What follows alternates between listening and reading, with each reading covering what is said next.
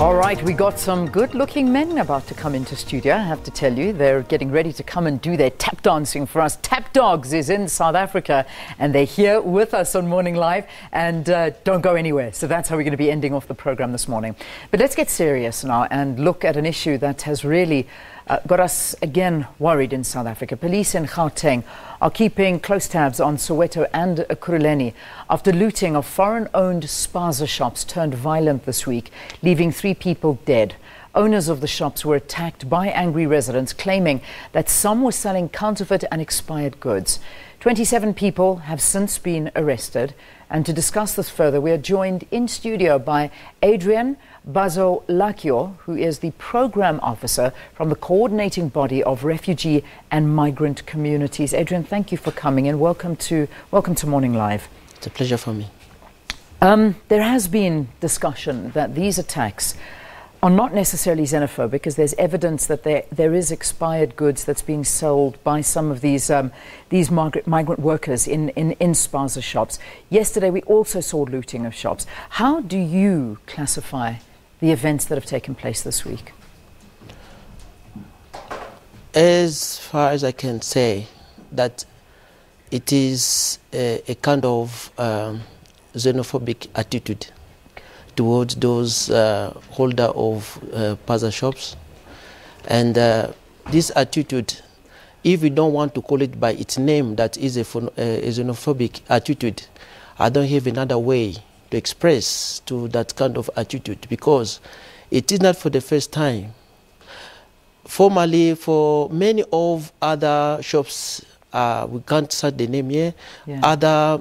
Other big shops, they've got also expired let's say products or fake goods we heard on the media, but I didn't see that citizens or local citizens looting those shops.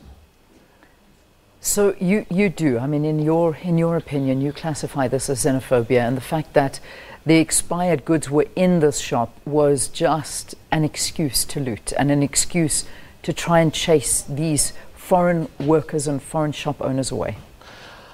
I think we cannot say that they found let's say expired goods, but this is what they are saying.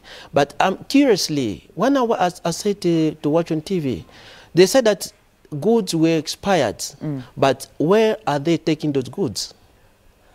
Are they throwing them, or are they going to eat those goods? Yeah. Curiously, we found that they are eating those goods, meaning that those goods or those products were not expired. Yeah.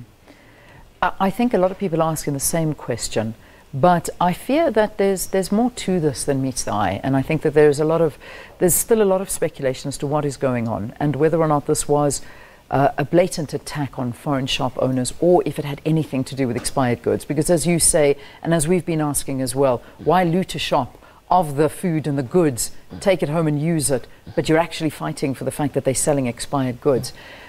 The treatment of foreigners in South Africa, whether they be refugees or whether they be different migrant communities, how has it been? Ever since we've been speaking about it for a long time, but the treatment of foreigners in South Africa, is it still as bad as it was? Is it getting better?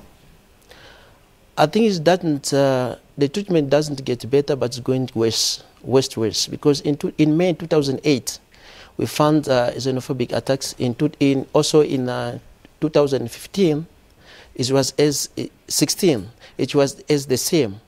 But the treatment of foreigners in South Africa is not getting better, but it's going worse, because you can see that the root cause of xenophobic attitude have not been treated as well by, officials of the country. That's why that you see that is still coming time to time, and foreigners have been treated badly with the local citizens. 2 very quick questions as we draw to a conclusion on this interview, unfortunately due to time. There are reports that some of the spaza shop owners are actually seeking refuge at police stations to try and be protected against the communities. Is this true? Can you verify that?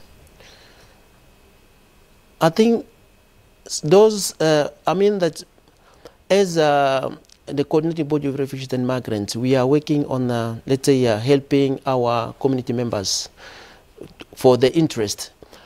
You know that what happens often is that most of foreigners, people who coming from outside, are afraid, fear the police to approach the officials. Okay. While it comes to the issue of maybe reporting, because of maybe the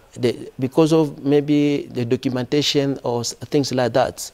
But it happens, some of foreigners who are reporting, they don't take the report serious by officials, by the police officials. Yeah. Finally, Adrien, and we will hopefully invite you back for a longer conversation, but there's a lot of outcries from South Africans saying that our borders are too lenient, that our policies in South Africa are too lenient when it comes to foreigners coming in, stealing jobs, getting work from the locals and being treated better than the locals here in South Africa. And it's a real concern for South Africans. From your perspective and speaking to the government, how can we coexist peacefully? What do you think needs to be done? If you could just answer me as quickly as you possibly can. I think that we need a social cohesion between local citizens and people for coming from outside. I mean, cross-border migrants or any migrant from outside.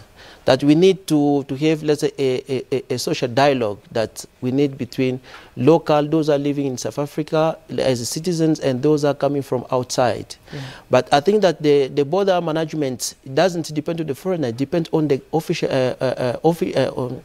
government officials. Yes. I think that South Africa is a signatory of a number of relevant, let's say, conventions.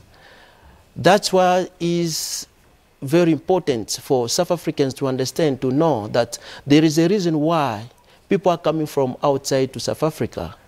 And they are coming for a reason, not only let's say, taking the jobs, as they used to say, but also they are running, back home fear of to be persecuted.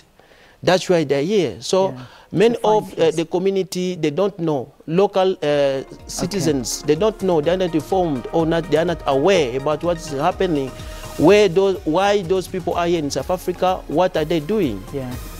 We have to leave it there, Adrien. But we thank you for coming in and lending a voice to the refugees and migrant workers that are here in South Africa. Adrien Bazolakio is a program officer from the coordinating body of refugee and migrant communities. Let's take a very quick break.